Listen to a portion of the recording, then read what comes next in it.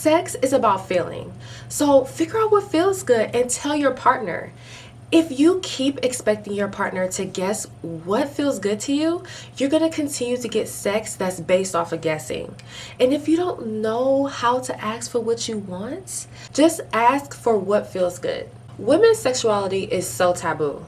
We literally went our entire lives not knowing about our bodies or the type of pleasure that it can produce. We have been robbed, ladies. We've never received the proper education on our bodies, so many have lost so many years of pleasure, but today that changes. I'm Candace from Confidential Talk, and I teach sex positive education for adults, and I help women get confident in their bodies, their desires, and their voice. Let's debunk 3 myths real quick before we get started. Myth number 1.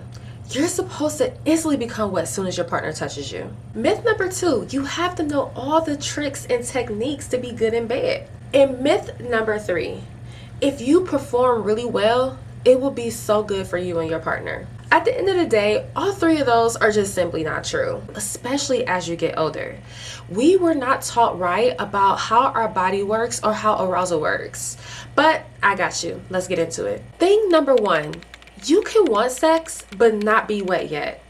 Going back to one of those myths that as soon as our partner touches us, we're supposed to become some type of faucet. No, that's not how it always works. Actually, most of the time, that's not how it works. Maybe if you're under the age of 25, but baby, after you turn 25 or just when you get a little older, things definitely change. It's not going to be like that. Desire goes from being spontaneous to responsive. Sometimes your body is just not warmed up yet. A lot of women need more time, more foreplay, and more consistent stimulation before lubrication kicks in. Our body's natural lubrication can change because of stress, hormones, birth control, medications. There's just a huge list of reasons why it could just alter our natural lubrication. So if you're mentally turned on, but your body is just not there yet, that doesn't mean anything's wrong with you. It just means that your body needs time, support, and the right kind of touch. Let's also kill the myth that lube is a bad thing. Lube is there to make sex better. There's nothing wrong with you if you need to use lube. It reduces friction, it helps prevent burning and irritated feeling, and it also can help you relax, which also can help you get aroused easier. Thing number 2, most women need clitoral stimulation to orgasm, and this is normal. Did you know that the clitoris literally's main purpose is for pleasure? It serves no other purpose on your body other than for pleasure. So use the clitoris. Y'all, no one taught us this growing up. That is so unfair.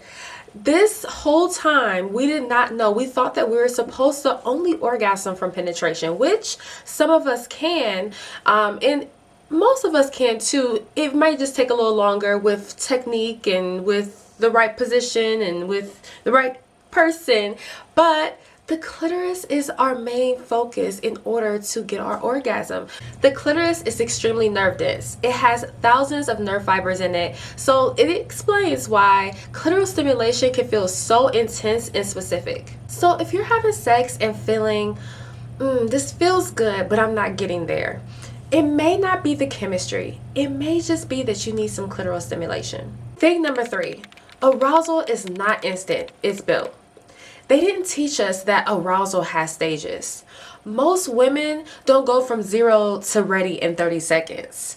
We usually need time to warm up. Your body needs to relax, and your brain needs safety, comfort, and focus. So if you ever thought, why am I not turned on yet? The answer is your body needs more time for warming up.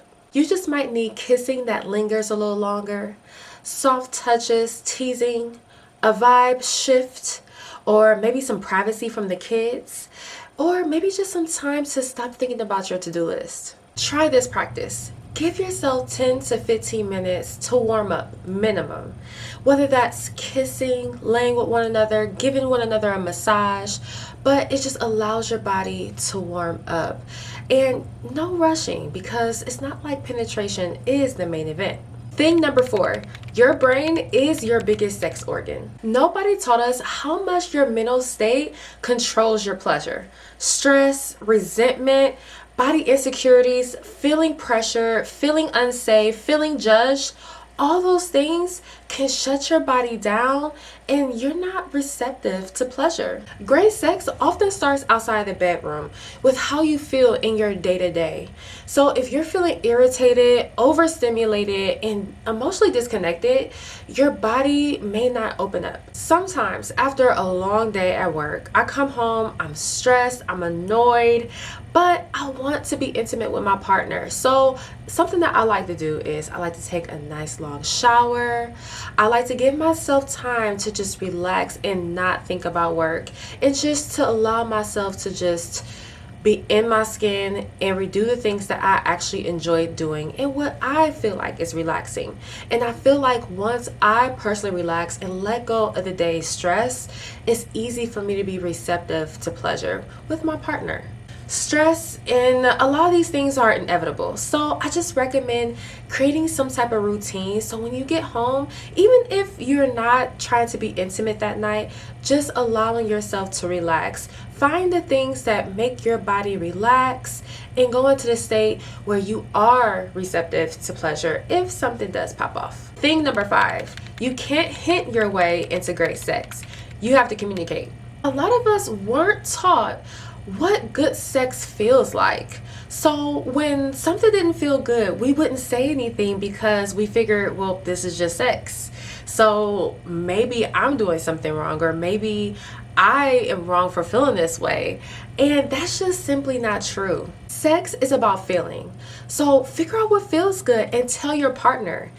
If you keep expecting your partner to guess what feels good to you, you're going to continue to get sex that's based off of guessing. And if you don't know how to ask for what you want, just ask for what feels good. I want to hear from you guys. Give me in the comments one thing that you wish someone taught you earlier about sex.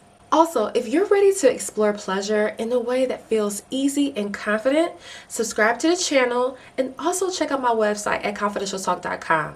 Sign up for my confidential letters that I send once a week that give you guys tips on how to have a better sex life and be more confident and sexy. And I will see you guys in my next video.